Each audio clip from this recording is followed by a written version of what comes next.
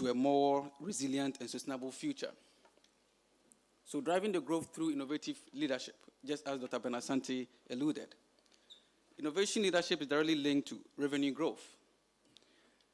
Leveraging technological advancement in oil and gas industry can unlock new production possibilities and enhance operational efficiencies in Africa. Some innovative technologies employed in industry today includes the Coral South FLNG project in Mozambique, as mentioned, that's operated by ENI, who is proudly our sponsor as well. It's an African first floating liquefied natural gas facility. The Mozambique LNG project led by Total Energies. Sonatrach, Algeria's state-owned oil company, which employs polymer flooding as an EOR technology and technique to improve injection of polymer solutions into the reservoir to increase the oil recovery rates. Seismic surveys in Ghana, where Talu Oil and its partners use advanced 3D and 4D seismic imaging technology to better understand the subsurface geology. Sasol's CCS initiatives in South Africa, where Sasol is exploring carbon capture and storage technologies to reduce greenhouse gas emissions from its operations. We therefore need to also prioritize safety through innovation. Safety is paramount in the oil and gas industry from throughout the streams, that is upstream, midstream, and downstream. So innovation aimed at enhancing safety protocols are critical, especially in challenging environments such as deep sea drilling off the African coast. Therefore, collaboration within organizations have helped develop advanced monitoring systems that have significantly improved safety standards.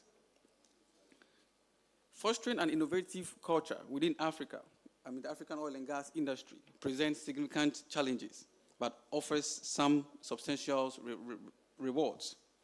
The continent's unique landscape of opportunities and hurdles necessitates a focused approach to innovation that prioritizes talent acquisition, strategic partnership and balance strategy, and efficient and effective metrics to attract and track all the progress. So talent development is a key to all these stories we're talking about today.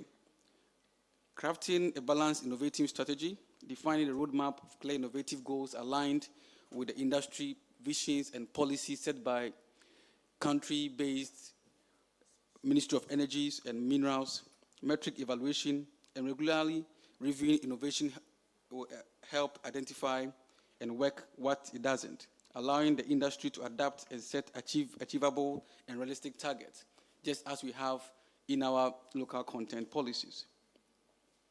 So the impact of innovations on African oil and gas industry.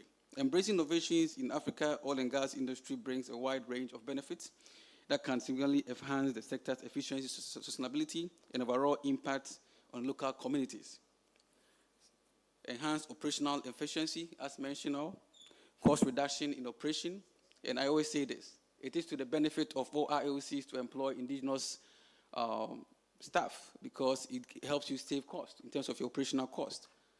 Safety improvement, economic growth, and job creations among African countries, energy security and accessibility, and also social and community benefits, which we term as CSR. As we delve into discussion and engage in collaborative networking, let us keep the mind of broader impact of our industry on society. The oil and gas sector has the potential to drive economic growth, as we all know, create jobs, and improve living standards across Africa. However, we must ensure that our progress is inclusive and benefits all stakeholders, including local communities and future generations. For a future where Africa's oil and gas industry stands as a beacon of innovation and sustainable development, we must be committed to harnessing advanced technologies, fostering local talent, and forging robust partnership. Let us embrace this vision and unite in determination, propelling Africa to a forefront of the global energy landscape, where every innovation fuels our shared success and bright our future. Thank you, and I wish you a productive, inspiring summit.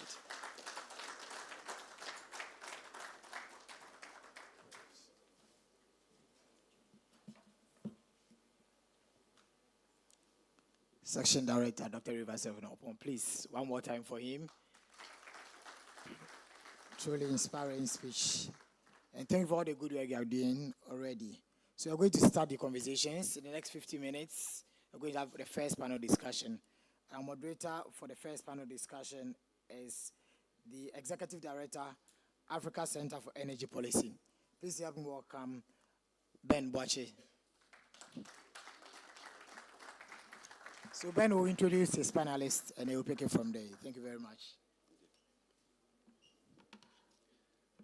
Good morning, distinguished ladies and gentlemen. Already my time has been cut by 20 minutes, so we don't have so much time to get into the conversation, and I'm already loving it. We are talking everything innovation, but my panel is not going to deal with everything innovation. So the issues that have been dealt with, we will not be able to answer all of it, but to look at the key issue as a technical level, what we need to do to put Africa where it belongs in the oil and gas industry, and also continue to be part of the market, as was underscored earlier, that we will still need this industry for some times to come. So, I mean, the oil industry has been innovating, and perhaps one of the most innovating industries in the world. We wouldn't have been able to move from onshore to shallow waters now to ultra-deep waters without innovation. We wouldn't be able to now quickly move gas to demand centers using LNGs without innovation. It really shows our industry has been innovating to grow and to meet the energy needs of the global population. So to help me today address some of the gaps and new thinking that we need to incorporate into Africa's oil and gas development will be industry experts that will help me answer questions so that I'm safe from your questions and be able to address again some of the challenges that we do have. So I will introduce just the names and the positions, and I'm encouraging you to look through the brochure and be able to learn a bit more from the esteemed panel that I'm going to work with in the next 1 hour. So I will first invite Ms. Julia Grazova, who is the country manager of Schlumberger in Ghana. Thank you so much, madam, for joining us today. I have also on this panel Dr. Yusuf Suleimana, Senior Oil and Gas Operations Specialist, Petroleum Development in Oman. Thank you, Doc, for joining us. I also have Papa Obin, 10 Operations Manager with Talo, to also join us. Modek, Modek, join us. And certainly not the least, but the last on the panel will be Engineer Elizabeth Rogo, who is the founder and Chief Executive Officer of Chavo Oil Field Services, joining us all the way from Kenya. Oh, sorry. Okay. I almost missed one important member of my panel who I shouldn't miss. I have Engineer Victor Kofi Sunuata, who is the General Manager for the Engineering Division of the Ghana National Petroleum Corporation. Please welcome. Okay.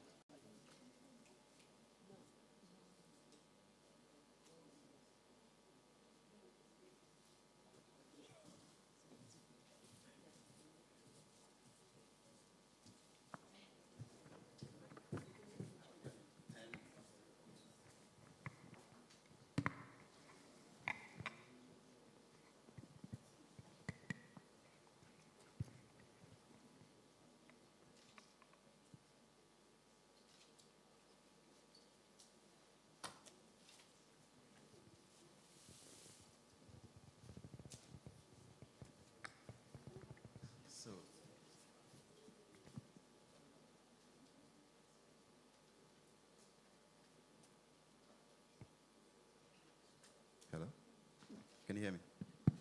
All right. Yeah, so thank you very much again, and welcome to my distinguished panel to discuss this important conversation around innovation, particularly on the technology side, to be able to keep Africa's oil and gas industry afloat and to also adapt to new dynamics. And one thing that really struck me through the conversation also, earlier conversation, is about the cost of oil production in our context. And that also brings into sharp focus how do we innovate to be able to be competitive.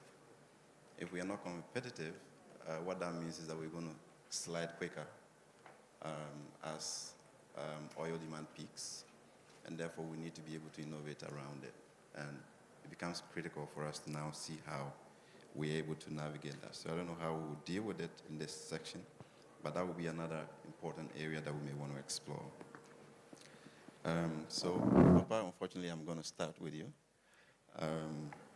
on this for you to set the scene for us. We talked about the need to explore and bring more volumes into the market. How do we innovate to be able to do that? We're increasingly seeing most of our oil finds coming from deep sea, which requires more exploration to be done.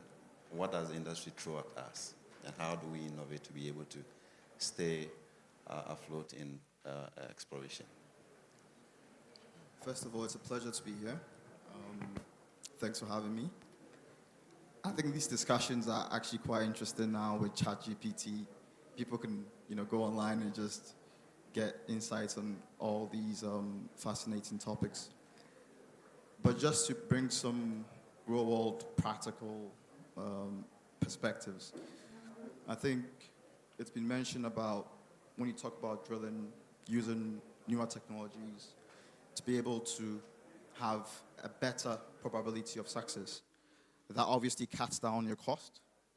It helps also for the companies to reduce the environmental disturbances that drilling obviously has. So I think from a cost point of view, if we're able to adapt to newer technologies, we're able to do things faster, cleaner, and also more cost competitive. You look at FPSOs now in terms of extraction. We have several new technology FPSOs that basically incorporate cleaner solutions. One, for example, is using waste heat recovery. So we have power turbines on these FPSOs, and we're able to recover the heat to be able to use that in other ways as opposed to emitting them. We have a closed flare system on most of our FPSOs now. We're able to operate and extract the oil and gas without flaring. That obviously is a big upside. You're able to meet the demands of oil, as it's been mentioned.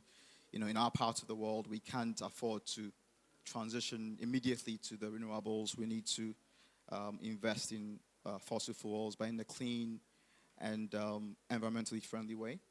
And I think if we adopt these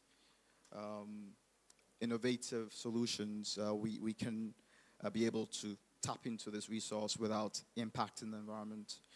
Obviously, one thing that we do as well in MODEC, and it's been with support from the PC, is that we work with the universities. We tap into their R&D departments. They tap into what we do as well, and it's a mutual benefit. We're able to show them real-world examples of technology and how it works in the offshore environment. They're able to use their resources and sort of capacity to help us identify better ways of doing things as well. So I think in terms of innovation, these are some of the initiatives that we can look to optimize to get more from technology. Thank you. Very much. Maybe to stay on that same conversation a little bit, maybe if you can guide us on what some of the challenges you see within our context could be to adapting some of these technologies that you indicated.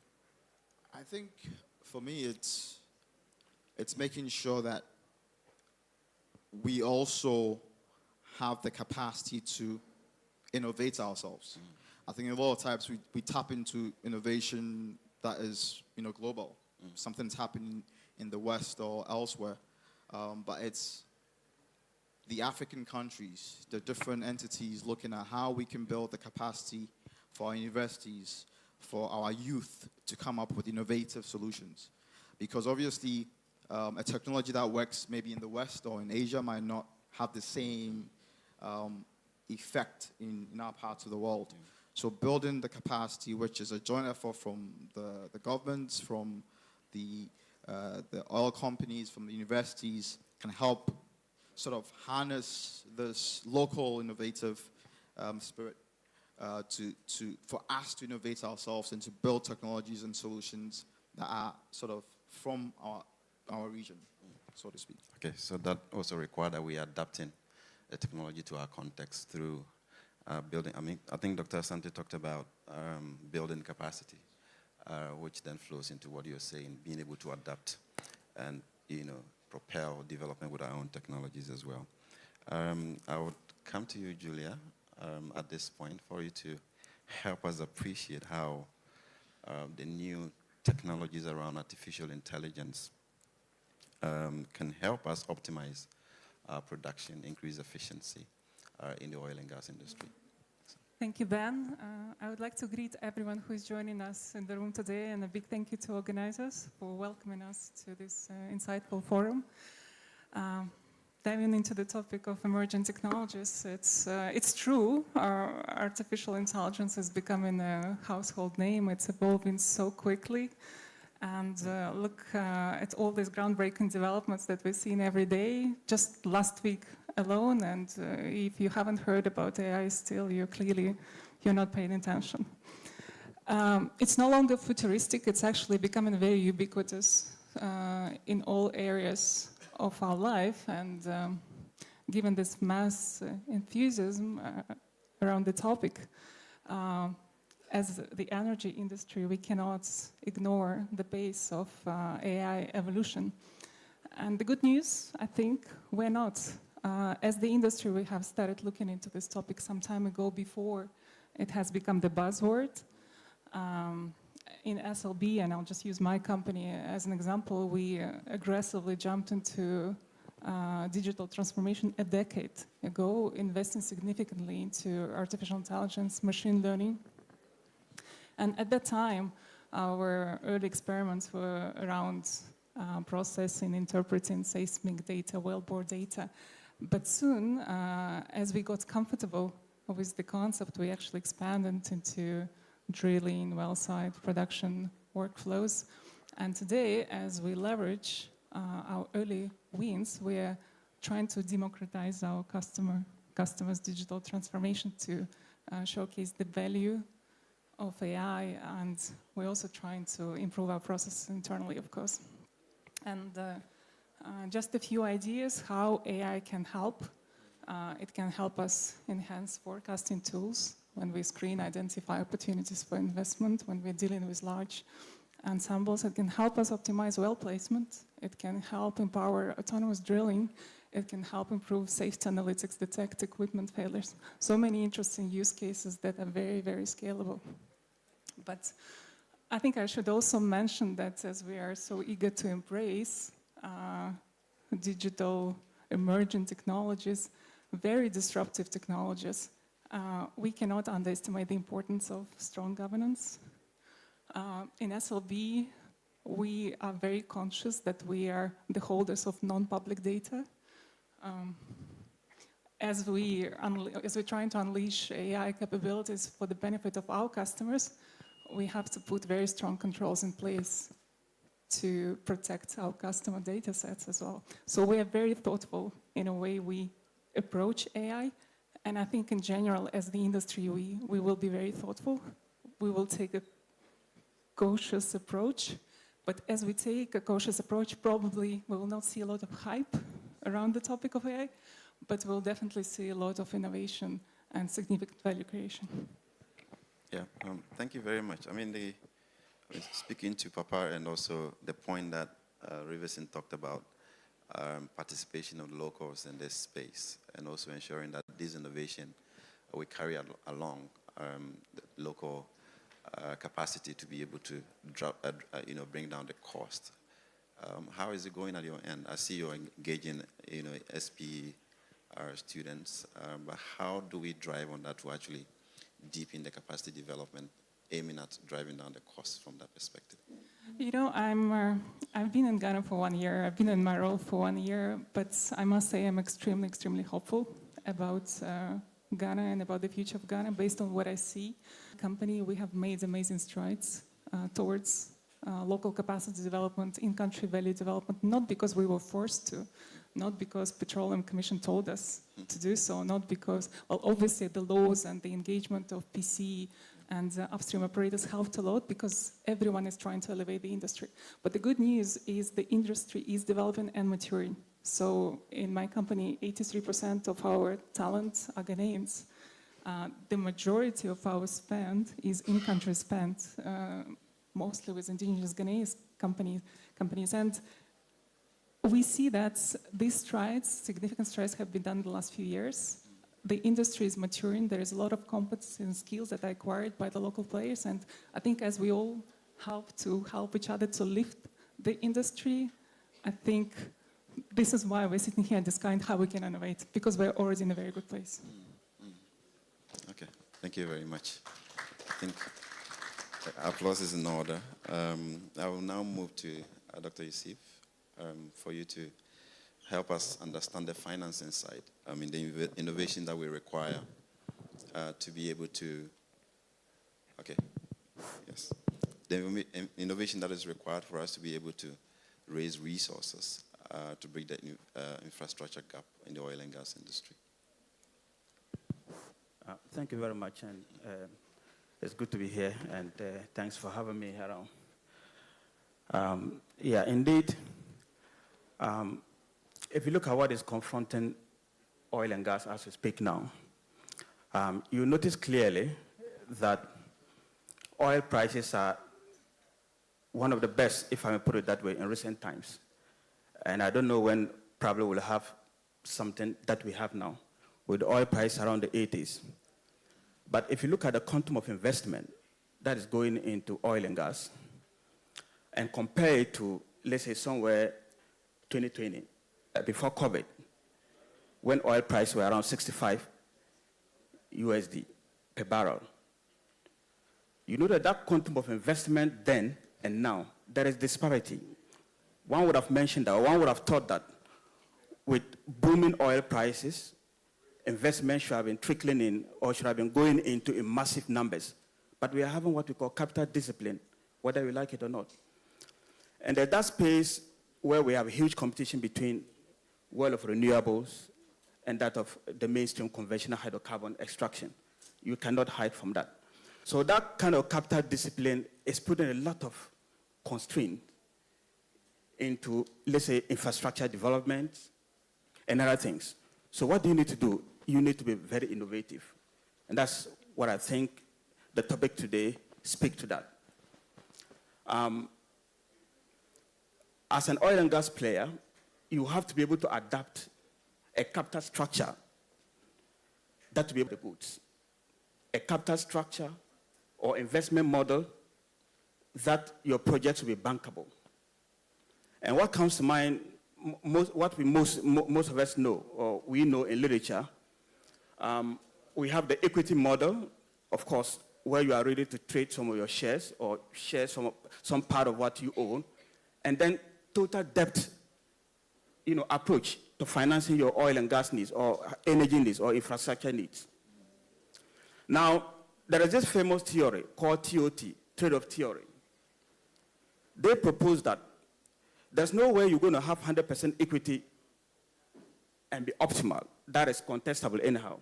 And there's no way you're going to have 100% debt financing and be optimal. It's going to be difficult. So there's what we call debt to equity ratio, where you try to look at where your strategic advantage lies. Then you capitalize on that.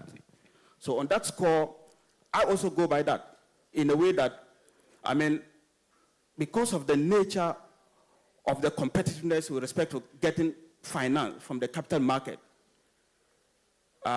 such an optimal model, let's say debt to equity ratio, or combining equity and that of debt financing, will be the way to go.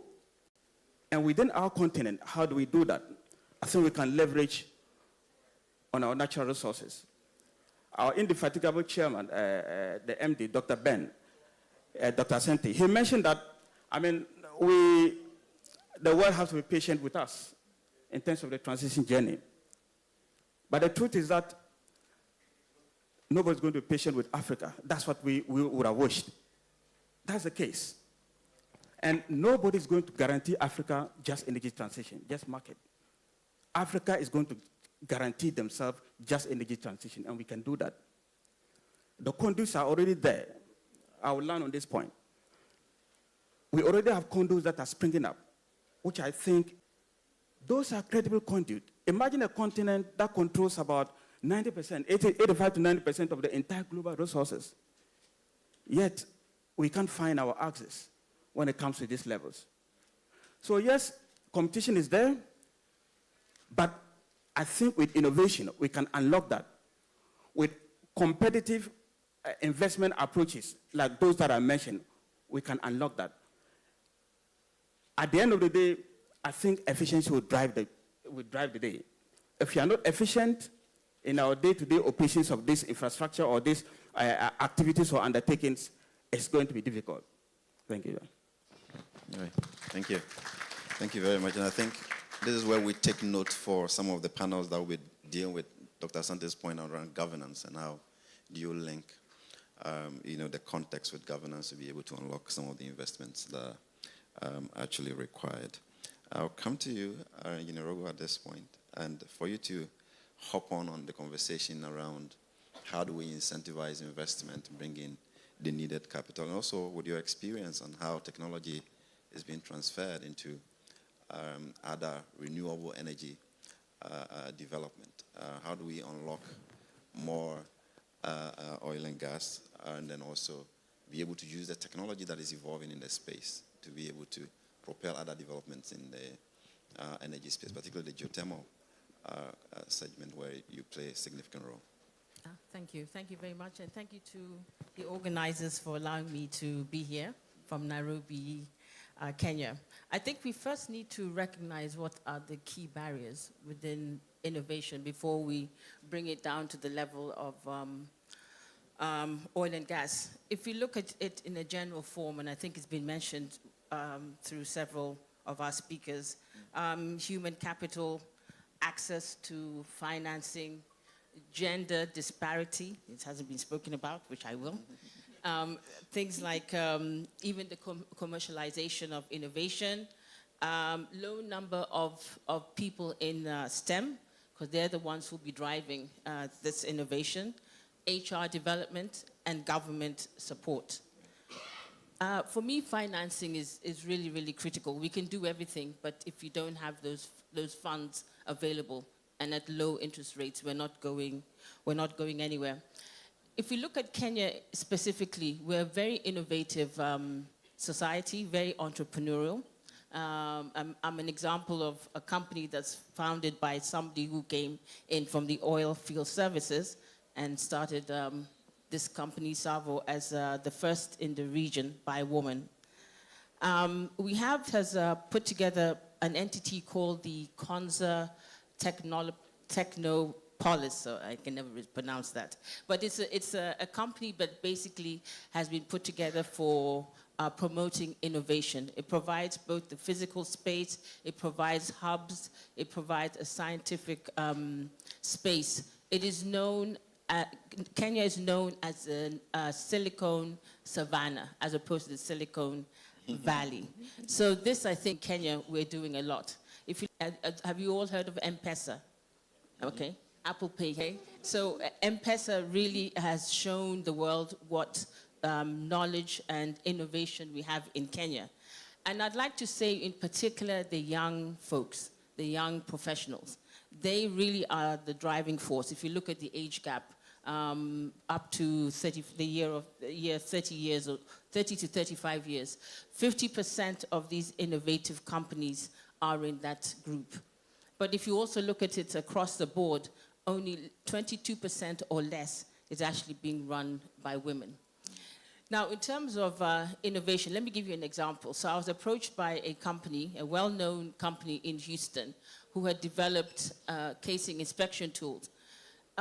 This was developed for the oil and gas industry, but we needed it for geothermal, okay? So you're looking at very, very high temperatures, 400 Fahrenheit, if you put it in American, or maybe up 300, 350 degrees. I don't know what the translation is. We've never had this tool until this particular, or never had this tool at this temperature rating. So they approached me to see what we could do with this tool in the geothermal area. And the geothermal drilling engineers have told me we have not had a tool that gives us real clarity as to what is going on in, in the formation, in the casing. The issue is that most of these companies are government run.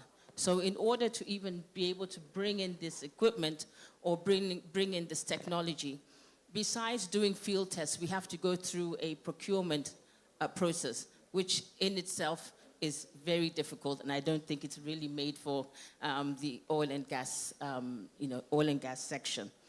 I forgot to mention that Kenya also is #1 in Africa when we look at the geothermal space. We are #7 and rising, and just to give you a perspective, we beat countries like Italy, who even though they may come and give us technology, we're beating them in terms of the volume. When we look at oil and gas in particular, we're we're a nascent country. We have only discovered, in terms of oil and gas, 600 million barrels. That stat came from 2016. I'll give you an example. In 2016, Saudi was producing 11.5 million barrels a day. Now, let's look at it another way. It would take Saudi 60 years to deplete their resource. Some are saying it will take us 52 days to deplete our resource. So when we now look at, again, the oil and gas, the oil and gas hasn't driven innovation because of the fact that even though we have this resource, and I truly believe if we do more exploration, this resource could really explode in numbers. If you look at the fact we have other, other resources like geothermal, wind, we're also #1 in wind in Africa, and also in development of wind power. So when we come back to oil and gas, I think even though energy takes up 11% of the funding that's out there, I see that would rise again with the development of our fields that are currently being held by Tullow Oil. And in particular in gas, Mr. Asante, you'd be interested in knowing that we do have gas, and I think as a whole, East Africa is known to be a more gaseous state. So we definitely need to encourage more investors to come in with support from the government, good tax regimes, good regulatory regimes, then to be able to expand on the innovation front. I hope that's explained. That's answered. Yes. I mean, but I was thinking also on the technology side, Yes. transfer of technology from the oil industry to the geothermal. Oh, I think, yeah, business. I gave an example of this company. I shouldn't name them, but yes, I think that's something we really push, and I'm a big advocate on getting the oil and gas companies like Schlumberger, Baker Hughes, Halliburton, that own a lot of technology, to bring through these partnerships. I think some of them are called channel partners. Nobody's going to give you the technology in the way we would like them to, but they won't. That's their resource. The only way it can be done really is through good and strong partnership. And also, we as Africans have to be willing to invest, put our money down on the table and not expect it just to be coming from the West. So it means, bumping resources at the university level, working with entrepreneurs, with businesses that are in that particular area to encourage also homegrown innovation, not always coming out of the West. Thank you very much. Another clap for her as well. Yeah, thank you. Mr. Sinat, I will come to you at this point for you to help us look at collaboration with academia and research institutions to be able to achieve some of the innovation that we're hearing from the panel, and also looking at you from the National Oil Company. I mean, how do we synergize capacity from the field with collaborative research to be able to generate the innovation that we need as Africa? Thank you, Ben.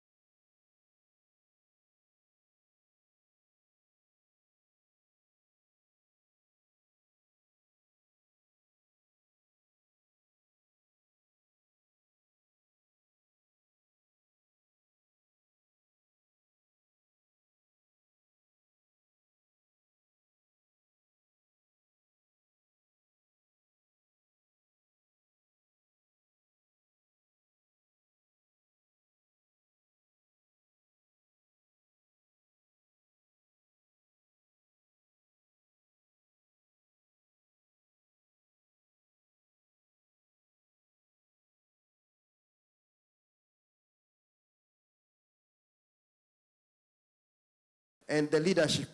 Board Chair Berasanti, I don't think we are changing you anytime soon.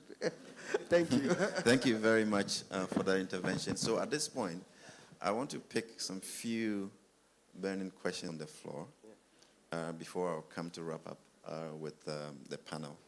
So I want to see maybe 3 hands maximum that we can take at this point before we come back. So Dr. Sante was the first to raise his hand. So can we get him the microphone? I'll give you mine. Yeah, thank you, Ben. I just wanted to follow up on the question that you asked and the contributions from the panelists. And that has to do with bridging the gap between industry and academia. Very important. You see, the two are in their individual silos. And I'm qualified to speak on this because I teach at the university now. I have been for the last 10 years, and I'm still in industry and an industry leader. So I get to see these things firsthand. I get to see how my colleagues at the university, the professors and all, how they operate, and certainly how the industry participants also operate. There is a huge yawning gap. It's trying to close. But when you go to academia, very theoretical. You bring all these equations that we put out there, and it's so idealistic. It has very little bearing on what you see out in the field. But then, when I go to the site as well, to the field, these engineers and technicians are very good. They know where each valve is and how to turn each nut. They know everything there. But the depth of the science behind what they are doing is also missing. So innovation is actually eluding both. First, on the academic front, they do not have a concept of realism. Now, that is to put it harshly. But they haven't really married what is in the textbooks to what is real out there. And out in the field as well, the understanding of the science, because you have to understand the science and the technology to be able to innovate. You have to know where you are at. Knowing how to turn a valve is good, but do you understand really how a valve operates in terms of its science? That is what will allow you to innovate from where you are at. So we are trying to, a group of us at the university and certainly those in industry are trying to close that gap. And I'm talking this in the context of Africa because we need to understand both parties, both silos, to be able to bridge that yawning gap. So students coming up, you have to take this challenge. And I like what GMPC and certainly Modec and all those are doing because they have all these R&D which will be the platform to close the gap between industry and academia. Thank you.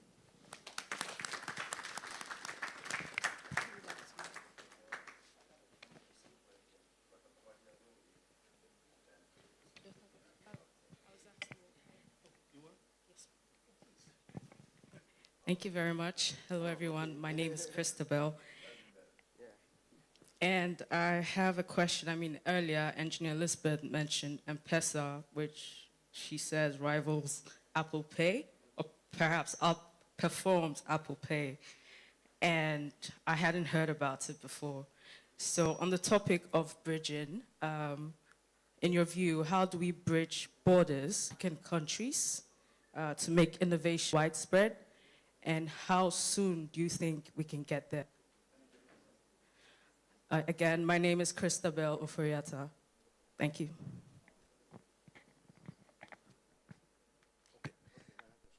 Yeah, I am Dr. Kwame Bochieje with the Upstream Chamber, yes.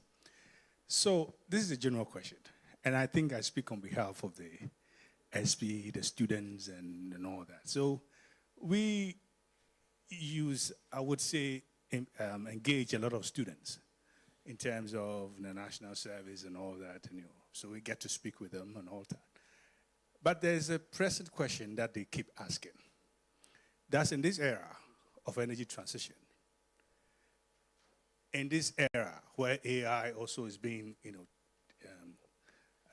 and pushed and all that, does it mean that I'm asking any of the doesn't mean that they are out of job. Because they are looking for opportunities. They've gone to school throughout, and they hope that by now we'll have about 10 fields running and there are jobs everywhere. But they are now beginning to see the energy transition issues coming up, things not really doing well. So they are wondering, should they still pursue this, or what should they do?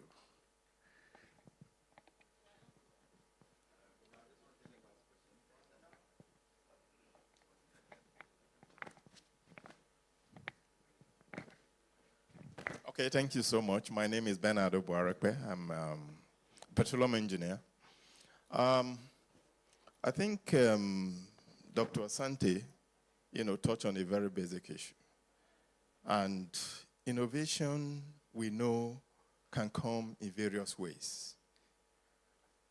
You can pursue excellence in science and research and hope that you find something that will be useful to humanity. In other words, you find it, and then you're looking for where to apply it. Okay? That's one way of innovating. And the basic research that we do in our universities and a lot of places, that's what they do. Yeah? Then there is the applied innovation. In other words, you have a need, and then you are looking for a solution. And then you have to approach those who can help you, to find that solution.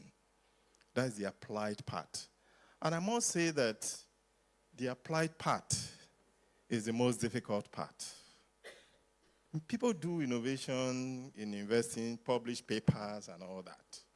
But the applied part is the most difficult part. And that's what we need in our industry. So I think we have to think seriously about how we can bridge that gap.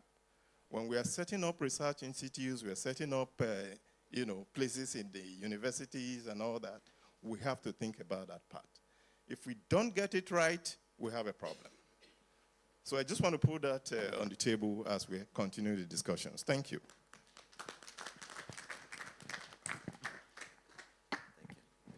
All right, thank you very much. So our time is up. So we're going to try to answer the questions and wrap up at the same time. So we're going to be innovative here, trying to. So maybe I will start with you, Engineer Roberts, for you to start. Thank you. The gentleman, sorry, your name?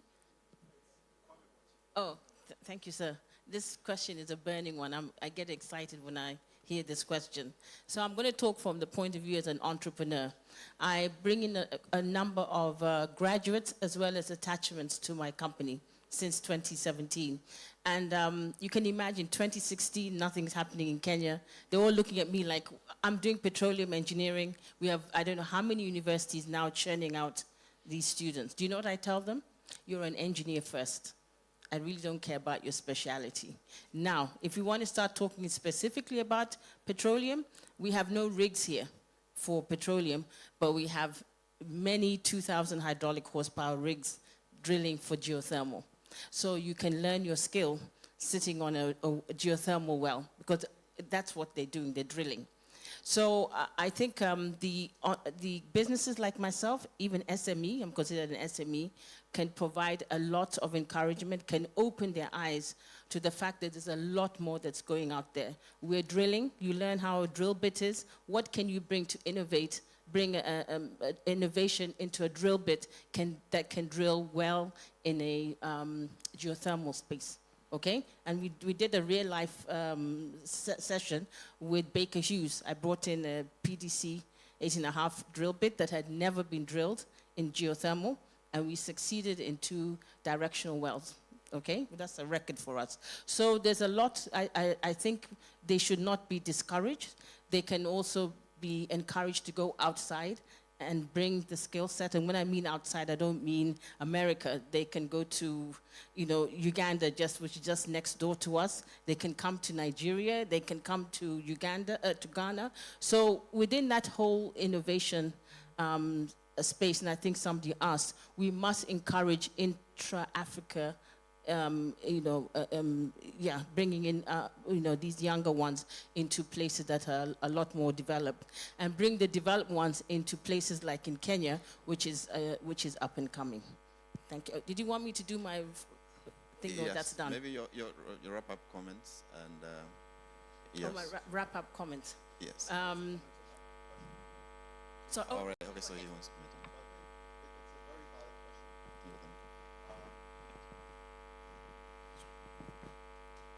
It's a very valid question. I hear young engineers ask that all the time, but I think even Dr. Asante will probably accept or admit that even with his experience and as a professor, he's still learning. We live in such a dynamic world that, learning is continuous. And with the sort of rise of AI, new technologies, we have to continuously learn as professionals. So I think, yes, it's unknown, it's uncertain, but I think as engineers, our core strength is to solve solutions and solve problems and to find solutions. And so if we continuously learn and we apply that, we can be transferable in terms of whichever direction the wind blows. So just wanted to add that to it. It's a continuous process, and we all have to continuously learn as professionals. Thanks. So then maybe I'll use my wrap-up comments to say something brief, but I would like to answer 3 questions at the same time, if possible. So first on the comment from Mr. Benasante, I think I have an advice to give to everyone in the room, and we have a lot of young students, SPE members in the room who just graduated or about to graduate. You are the best ambassadors of your universities in the companies you join. So I can tell you that we work a lot with universities in SLB, and we do it not because someone in Houston told me, go and engage universities. No, I have a lot of hard sell within my company who tell me we have to go and engage universities because they come from there, they know exactly the curriculum, they know professors, students, and they have a keen interest to bridge the gap. And I think we just need to leverage on this interest that exists, follow the lead, and based on my experience, it's working fantastically. So that's number one. Then another thing on cross-African collaboration. In Africa, unfortunately, what I noticed that we're in a very peculiar situation, which is maybe a blessing in disguise. We are very short on resources. We're extremely lean, overstretched, working in a very, very complex environments, but we don't have a lot of resources. What we do, we expose our resources to multiple projects across Africa. So I can tell you, Ghanaian talent today is extremely employable in SLB. We have hundreds, like 1/3 of Ghanaians outside of Ghana. Why? Because in Ghana, we built a regional competency center. Our people worked all the way from Mauritania to Equatorial Guinea, supporting the projects over there because we just had to move people around.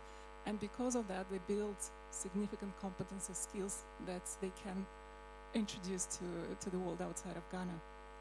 And then on the new energy. So this is a very, very popular question, of course. I can tell you in SLB, we're a technology company. We, of course, look into new energy domain quite profoundly, but still, today it's just 1% of our revenue. So meaning that what we do, the core is here, it's gonna stay, and don't worry, you will be trained, you will learn, and you'll be surprised that when you join and you do something which you think is conventional, it already has elements of AI and new energy. So it will just redefine what the core is going to mean. Thank you very much. Okay, thank you very much. I'll just attempt to answer some few questions, then I'll wrap up with my... Yeah, so the first one was somebody asked about intercontinental or how we can leverage strategies we can put in place to be able to break those barriers. I think in Africa, one thing I think trust is very important. We need to be able to establish deep amount of trust among individual countries. That is key. Number two, we already have AFTAC headquartered here. But if you ask me, what have you substantially achieved? I think we could do better. So I think we just have the vehicles, but we just have to propel them. We have to re-energize them, to let them work.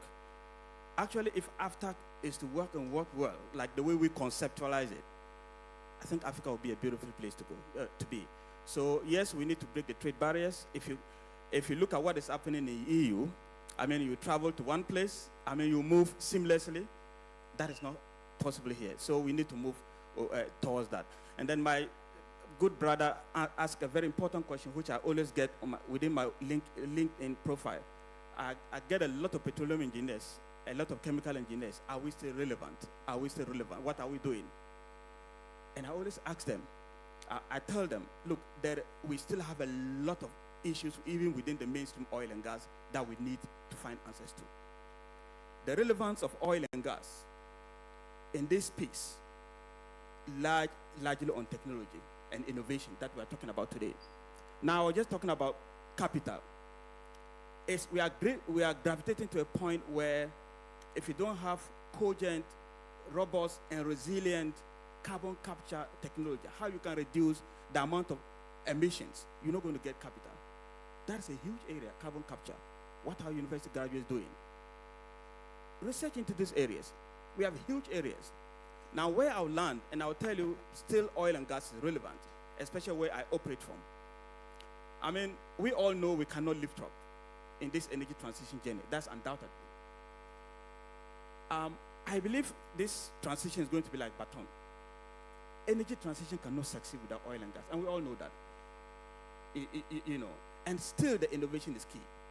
So, if you remember, why U.S. is now #1 oil producer, I don't know whether I will just land on that because this topic is very important. Gone are the days when OPEC members, our members, used to be able to take advantage of the market. I mean, used to be able to have a lot of leverage in the market. As we speak now, from 2019 up to now, U.S. has been the #1 oil producer. Why? Because of innovation and technology. They've been able to unlock the huge pool of what we call shale technology. And the U.S. is exporting. They have now become net exporter because of technology, nothing else. So if you are a university graduate, a petroleum engineer, petrochemical engineer, just don't think it's over. There's a lot we can do still. And I urge you to look at these areas that where society is driven towards. Yes, we're going to have transition. Yes, we need just transition. But we have huge areas, especially energy transition, where we need storage ability. Because, you know, renewables are seasonal. Still, research is ongoing. What are university graduates doing about that? We need a huge storage capacity for renewables to be able to stand the test of time. So I think our hope is not lost. Graduates, please open your minds and come to the table. And there's still a lot you can do. Thank you. Mr. Sunu, so I'll come to you for your wrapping comments, and if you have any response to the questions that were raised, you could have one. Thank you. For the students, I think this question has been asked for the past, since 2000, coming down, when the transition conversation started. But there are two things I'll mention to you.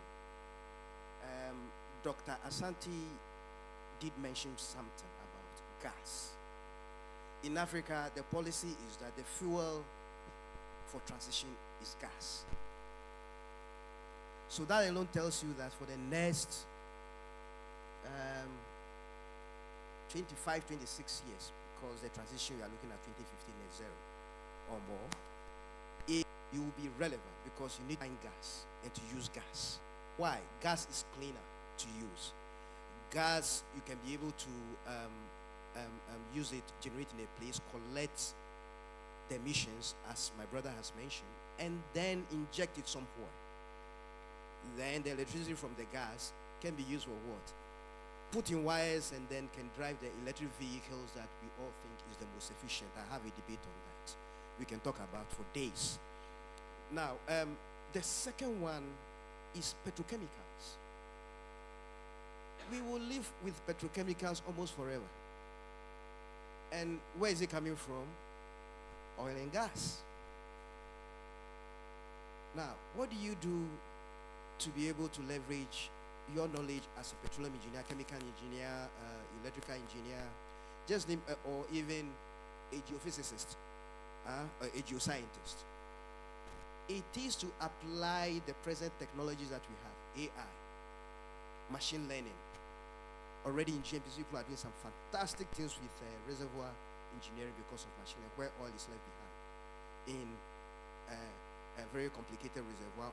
And they are preferring solutions using machine learning on how we can get to those points. Through seismic, through the big data we have from production. Now they're even looking at the valving, how the well architecture, the production at the completion string. How do we configure it so that we can produce from various layers in a very efficient manner? There's a plethora of, there are just many innovations. But the thing is that your age is an innovation age. Your age is very volatile, ambiguous, and you need to be nimble, know yourself very well, and take advantage of these innovations. My time, I read a very big book on heat transfer, Bernoulli's equation. I learned how to bring it to second degree instead of so many degrees. I approximate, and then a valve is formed or a separator is formed, and that's it. We go on and I flare. Now you cannot flare. You have to use that flared gas for something good. The other challenge is that we need to go electric with our production. Those offshore turbines, we are seeing that we burn and then all the flue gases go up. Modek, what is the new word? We say no more. Those flue gases must find a way of putting it back into the reservoir or generate electricity somewhere, put it through wires, bring it to shore, and use it to do production. Huge innovation for electrical and mechanical engineers and petroleum engineers.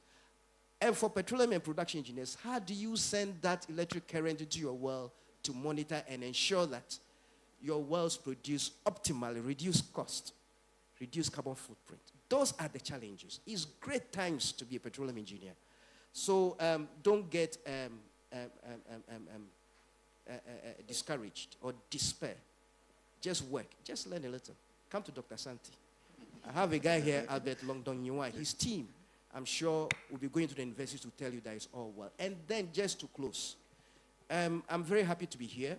Government is working very hard on the transition place, but is linking it to our petroleum resources. And we have an association called African Petroleum Producers Organization. They are so bullish about using oil and gas to develop Africa. We need the energy. In development, we are so low here. Our energy level is so low. Everybody else is here. Just look at the potential. That is an opportunity. Let us harness all of that. Bring innovation to Africa. Collaborate across Africa. Create opportunities for the young ones. And use that to drive development on the continent. Thank you. Thank you very much. Papa, you still have something to say? Or... Okay. Engineer Rogo, I thought I didn't finish with you. Sorry. To the lady, Christabel, if you want to know M-Pesa, it's on my phone. Just come and I'll show you the beauty of M-Pesa. I just want to talk really to the... By the way, M-Pesa is called Momo in it's mobile. M-Pesa money. means money, yes, in Swahili. Yes, and M is the mobile part. Apple Pay is nothing to us, but anyway. Yeah, you don't even have to carry cards. I don't carry cards. I don't use money, cash money. Everything is here. To the young ones, I fell into this sector by accident. I should have been an agriculturalist or an environmental. Ended up fracking wells in Texas and Louisiana, and decided to come back home in 2011. Where I was working as an expat for 6 years after a lot of international, and decided to stay home. I could have been back up in Houston with Simon, making those big bucks, you know.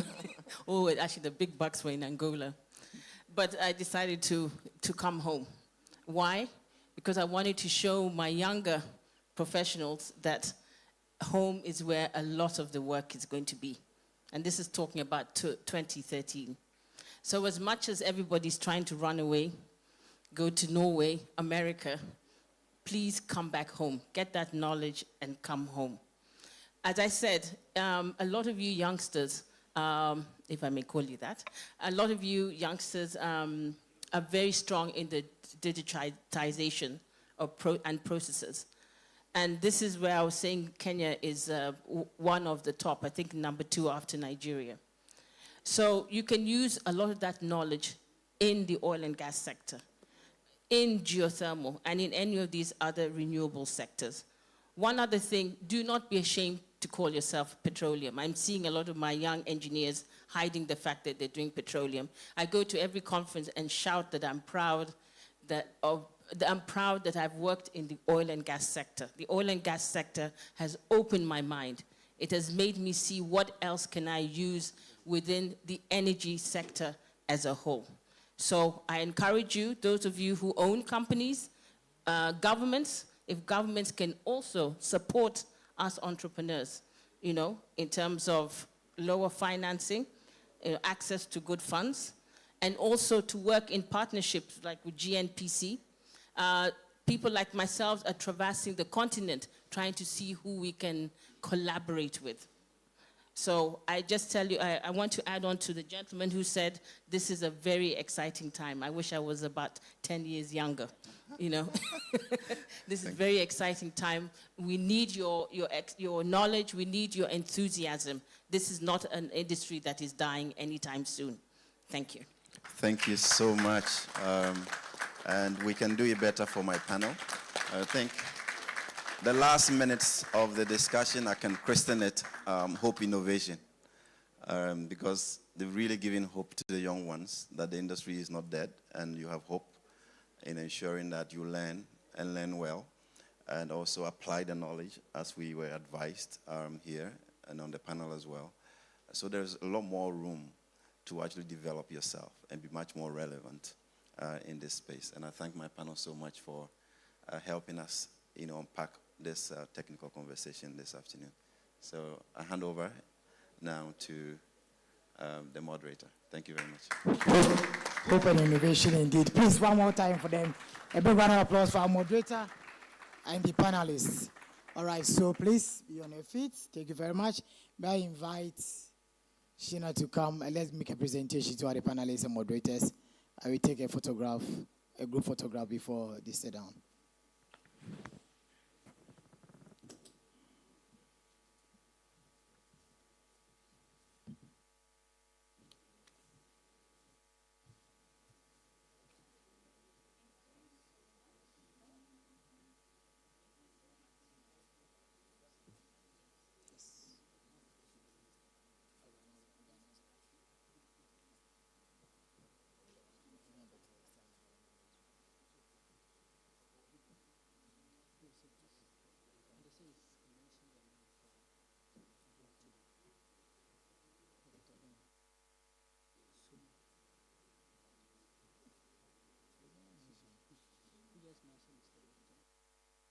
Okay, so we have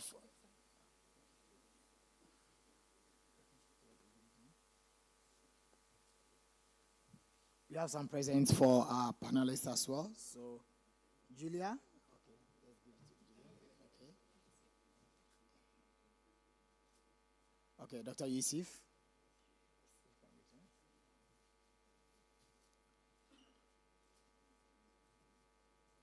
One for Benjamin Boachi as well.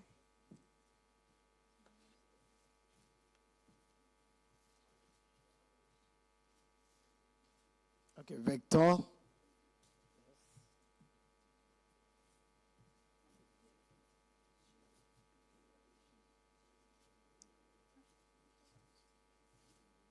Papa Obin.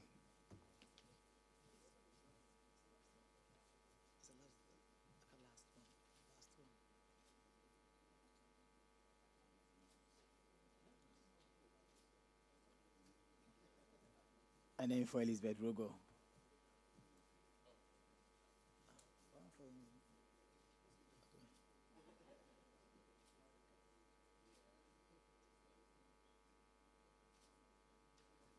All right, thank you very much.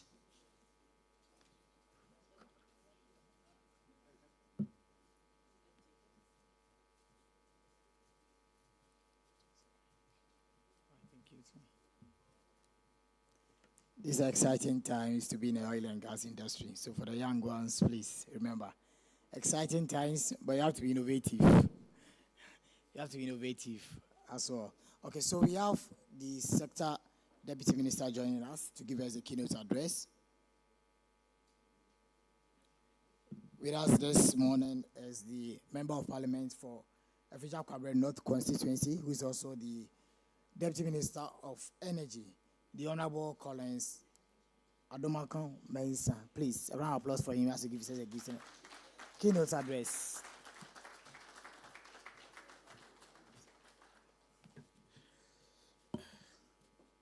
So, good morning. Morning. Mr. Sati, it's good to see you again. Until last week, I was the president representative. And this Friday, I was cleared. So I'm fortified to speak. And I'm seeing some new faces. I'm sure as time goes on, we'll get to know ourselves. I've seen Ben, the moderator, who has been terrorizing us for some time now. I met him last week. We had a meeting last week in the office. Let me apologize on behalf of the minister, who is out of town, and so he could not be here. And I'm here to deliver his speech on his behalf. So the SPE International CEO, Mr. Simon, the Africa Regional Director, Ububu Efiom, I hope I got the name right, the Ghana Section Board Chairman, the Nigeria Council Chairman, the SPE Ghana Section Officers, invited guests, industry leaders, and distinguished colleagues, ladies and gentlemen. It is with great pleasure and a deep sense of responsibility that I address you today as the Minister of Energy, of course, on behalf of my Minister of the Republic of Ghana on the occasion of the second edition of the Ghana's Biennial International Summit and Exhibition, a summit that stands as testament to the unwavering dedication of SPE in transforming the global energy sector and augmenting progress. I'm happy to be a part of this forward-thinking event where innovation takes center stage in shaping the future of the oil and gas industry in Africa. Our gathering here reflects a shared commitment to advancing the oil and gas industry in Africa, and the theme we are exploring, embracing innovation, redefining the future of oil and gas industry in Africa, is critical to our collective progress as Africans. As the renowned Dr. Martin Luther King puts it, human progress does not roll in on the wheels of inevitability. It comes through the tireless efforts and the persistent work of dedicated individuals who are willing to be co-workers with God. I am proud to represent a country that has shown an ostensible commitment to promoting sustainable change and progress in the African energy sector. The oil and gas industry remains a vital part of Africa's energy mix and a cornerstone of our development. It fuels our homes, powers our industries, and is a significant source of revenue and employment. Suffice to say that the industry also fuels the aspirations of our people. Ghana, as a major oil producer in sub-Saharan Africa, with an estimated 2.5 billion barrels of oil reserves, is well positioned to leverage its annual resources to drive economic growth and development. Following the discovery of oil and gas in commercial quantities in 2007 and the onset of commercial production in the Jubilee field in 2010, Ghana has taken concrete steps to develop a successful oil and gas sector. We have made remarkable strides in the sector, with oil and gas contributing 4.5% of GDP on average from 2013 to 2021. Our focus is also fixed on local content and capacity building. The Ministry of Energy under my auspices has been instrumental in this effort and is committed to continuing this progress. All over the continent of Africa, the energy landscape is very exciting. Africa is home to several major oil-producing regions, each with significant reserves. In West Africa, countries like Ghana, Nigeria, Senegal, and Ivory Coast are leading oil producers. Ghana, for instance, has thriving oil fields, with the latest addition being the Jubilee Southeast project, which came on stream not too long ago and has added significant barrels of oil to the national production. Nigeria also is one of the largest oil producers in Africa, primarily from its offshore and onshore fields in the Niger Delta. North America, Algeria, Egypt, and Libya are notable for their substantial oil and gas reserves. Libya, despite political instability, has significant potential due to its vast reserves. In East Africa, discoveries in countries like Uganda and Kenya have generated excitement about the region's untapped potential. In Southern Africa, Namibia is the new kid on the block and is emerging as a key player, especially with its massive Orange Basin discoveries. The African oil upstream sector is marked by abundant resources, technological advancements, significant foreign investments, and diverse regulatory environment. However, it also faces challenges related to political stability, infrastructure, and environmental sustainability. As the global energy landscape evolves, Africa's oil industry is likely to undergo further transformations, balancing traditional oil production with the emerging focus on renewable energy. Innovation is the lifeblood of any industry, and the oil and gas sector is no exception. In Africa, we have a huge opportunity to redefine our future by embracing innovation wholeheartedly. This means not only adapting new technologies, but also fostering a culture where creative solutions and forward-thinking strategies are encouraged at every level. By doing so, we can ensure that our industry remains robust, competitive, capable of meeting the evolving demands of the global markets. Innovation is not just a mere buzzword, but a critical component of the industry's survival and growth. It is the key to unlocking the full potential of our oil and gas industry. It is the driving force behind advancements we have made so far, and it will continue to shape the future of our industry. The latest trends in the oil and gas industry highlights the significance of innovation in buttressing sustainable progress. Utilization, for instance, is expected to play a key role in effective energy transition strategies. Automation and artificial intelligence are being leveraged to increase the safety and efficiency of operations, improve costs, and extract reserves that were previously considered too complex. Moreover, the industry is witnessing a shift towards a more sustainable future. The focus is on renewable energy sources, energy transition, and net zero emissions. It is imperative for the industry to embrace innovation to drastically offset its carbon emissions. Ghana is making substantial progress in fostering a sustainable and green energy future. Our pioneering energy transition and investment plan, unveiled in September 2013 at the Global Africa Business Initiative event in New York, maps out a creative pathway for Ghana to achieve net zero energy-related carbon emissions by 2060. This ambitious road plan focuses on deploying low-carbon solutions across the economic sectors, including oil and gas, transportation, and power. Ghana's commitment to this plan is evident in the $550 billion investment plan, which will generate nearly 400,000 jobs in the Ghanaian economy. Going through the program outline, I see a great lineup of speakers and topics.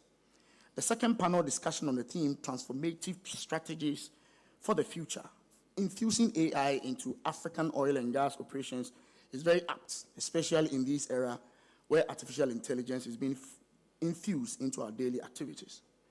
Furthermore, the integration of artificial intelligence into our operations represents a transformative leap for the future. AI has the potential to revolutionize every aspect of our industry, from exploration and production to distribution and safety. By harnessing AI, we can enhance operational efficiency, reduce costs, and make more informed decisions. This technology can help us predict market trends, optimize resource management, and improve safety protocols, ensuring that our operations are not only profitable, but also sustainable and resilient. As the Minister of Energy, I am committed to supporting these initiatives and fostering an environment where innovation thrives. Our government recognizes the importance of creating policies and frameworks that encourage technological adoption and intergenerational collaboration. We are dedicated to providing the necessary infrastructure and resource supports to support the integration of AI and other advanced technologies in our industry.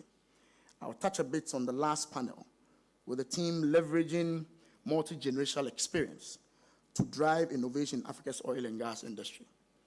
Our greatest asset in this endeavor is our diverse and multi-generational workforce.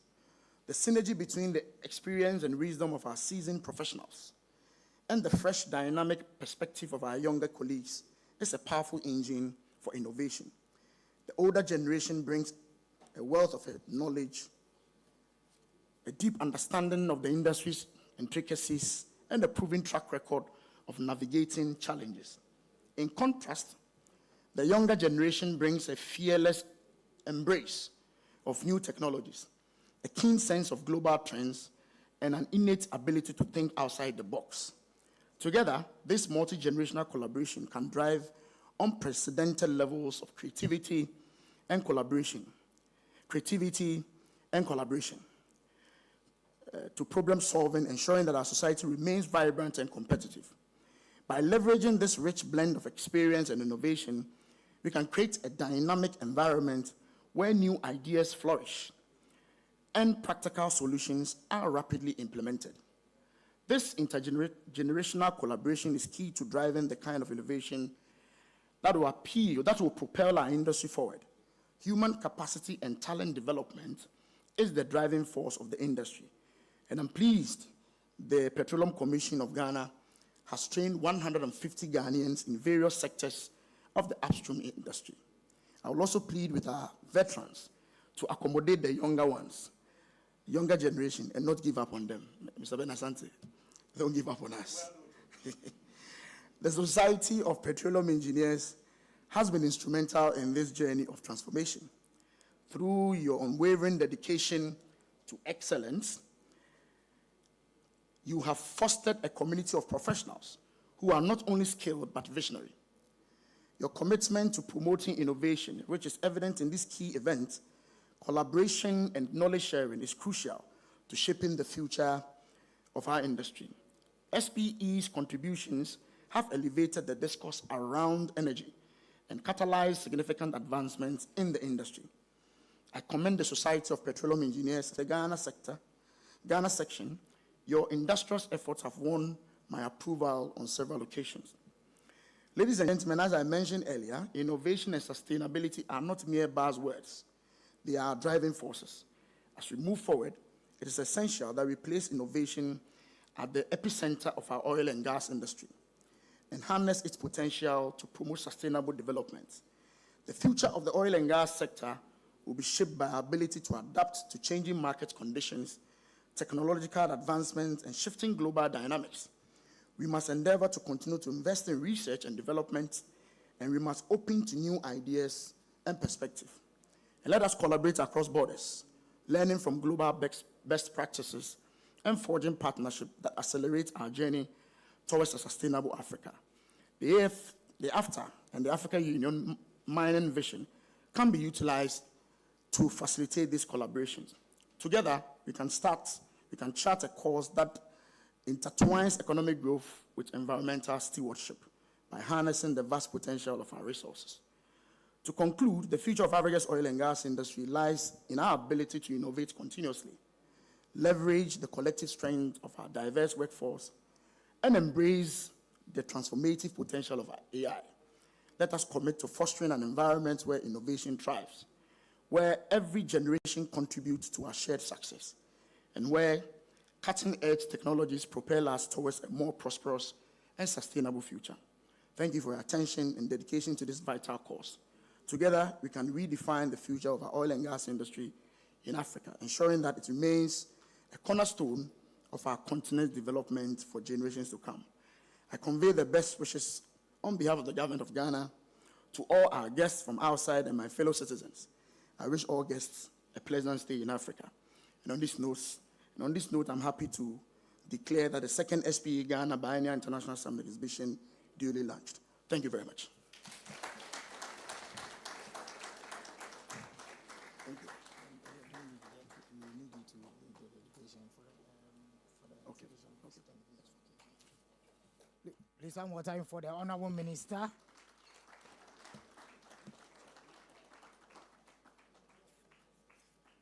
So innovation and technology are not mere buzzwords, they are driving forces. Please, one more time for the Deputy Minister, the Honorable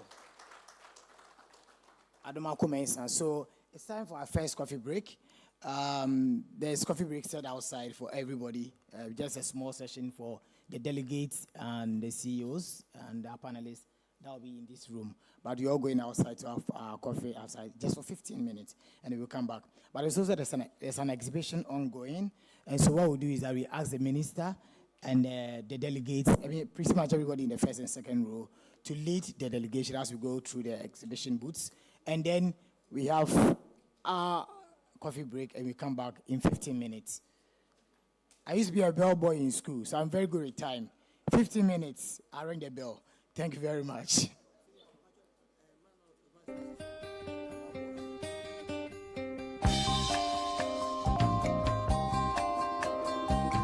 You've been gone.